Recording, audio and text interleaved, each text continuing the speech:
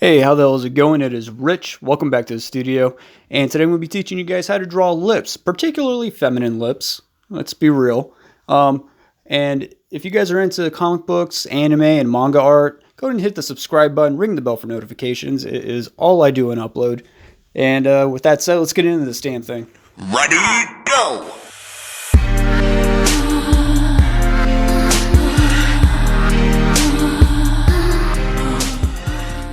So you always want to start off by drawing the lips with the center line and recognize that it's not a straight line. Unless you're doing very stylized anime or cartoony style, it's kind of got waves. It's kind of like two hills. And the lips, don't treat them like two straight lines, or they're like two ropes laying together and curving along this hill. It's very hard to describe this, and especially when it gets to the planes, how that works. But this is generally how I draw some straight-on lips. So now let's kind of break this down and talk about it. This is the easiest way to draw a mouth, in my opinion, accurately. Like I said, assuming you're not doing the anime style, and sometimes they don't even draw like the full straight line. They'll just draw like insinuate the indents at the end of the mouth. So you'll have like the center portion missing. But you have this kind of like a cleft thing in the center, and then two hills for the upper lip. And the upper lips shapes and sizes can vary greatly. So sometimes having a photographic reference or some sort of reference model for what kind of mouth you are trying to draw can be useful. But I've been drawing so long that this is how I draw mouths. This is how I draw lips. I kind of know what I'm doing already. The next step, of course, is to start shading and determining light source, which I have coming from the upper right. So it's just going to hit just barely along that top portion of the top lip. And then you'll have highlights on the bottom lip.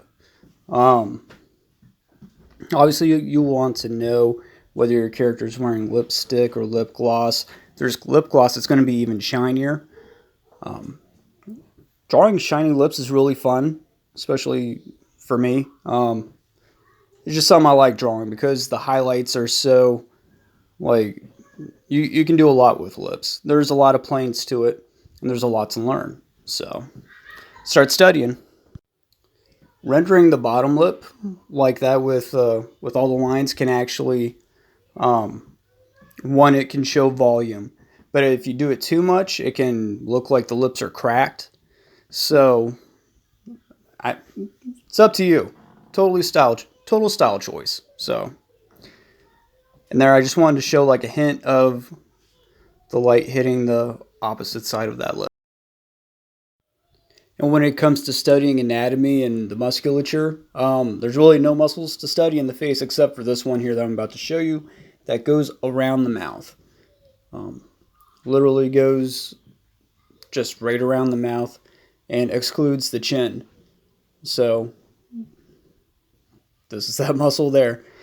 Goes right up and meets the nose and the corners and down around that mouth, and that muscle changes based on people talking, whether they're smiling, frowning, growling, shouting, whatever. That's really the only muscle you need to study and know. But once you know that shape, it's pretty easy to figure out how it also affects the face. And really, if you have a face at a 3/4 angle, that's really the only time that you're really going to be able to show it and accentuate it as far as silhouette of the face goes. If you want a really good artist reference for this muscle, this part of the face, like look at Joe Mad. Joe Mad really accentuates this muscle, especially on his male characters and shouting and stuff. Like, for a long time I thought it was just like some wrinkle, but after also studying anatomy, I realized that it's this muscle that is really changing the shape of the face. So, do your research. If you're enjoying this video so far, go ahead and subscribe, ring the bell for notifications, hit that like button.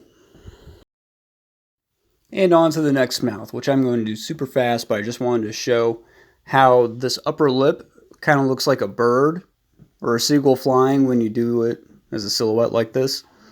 And I always accentuate that middle kind of cleft part. But yeah, looks like a bird. Think about birds. If hills don't work for you, think of that bird shape. Now on to the lips from a silhouette.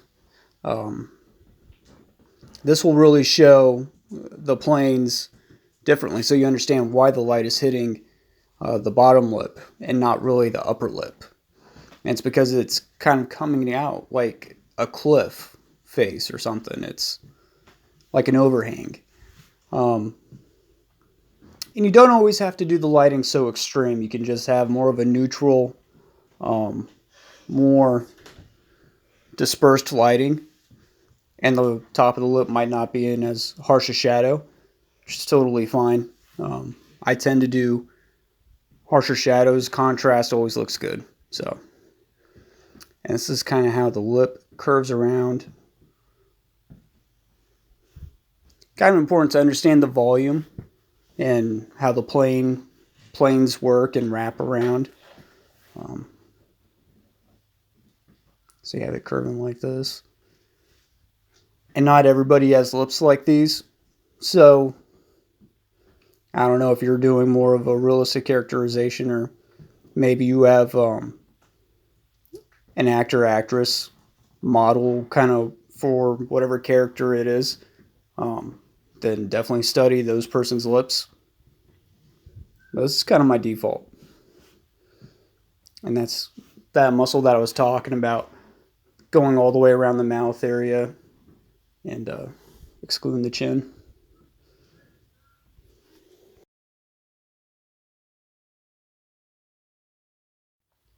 Now, when you're drawing the mouth from a 3/4 angle, you're going to remember the hill shapes, and know that one side's going to get longer or more stretched out, and the other side's going to get more condensed.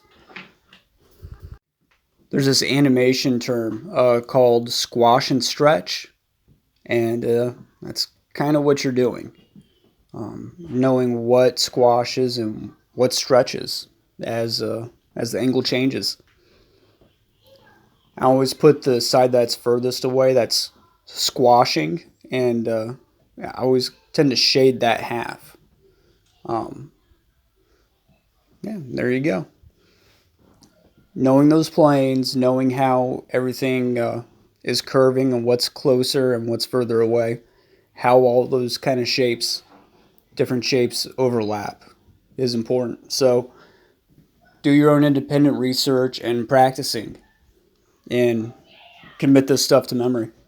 That's really the way that you're going to improve your own work, is by doing it yourself and not just relying on one or two sources for studying and teaching you about lips and anatomy and all that stuff.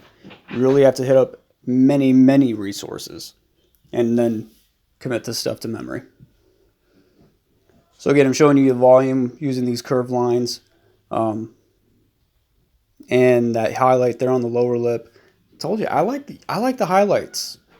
I like drawing lips. They can show highlights and volumes and planes. It's awesome. That's kind of how it would look on a 3/4 face. It's not a very good chin though. And I fixed that nose. That nose is kind of small. There you go. Come on, Art Rich. But yeah.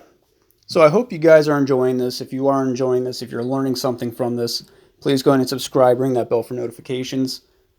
Still a small channel. I think I just hit 300 subscribers. I am super proud, super excited. But I'm still here. I still want to teach you guys as much as I can. And I am, of course, still learning myself every single day, as we all are on this art journey. Keep learning, keep grinding, and share your knowledge down below. This isn't just a place for me to share what I know. It's a place for you guys to share what you know, and for everybody to help themselves, or help each other. Sorry. It's for us to all help each other learn and get better. So,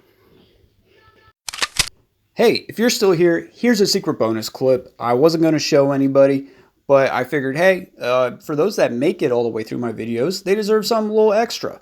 So I'm going to be drawing these mouths. I sped it up 4 times so you guys don't have to stick around here all day.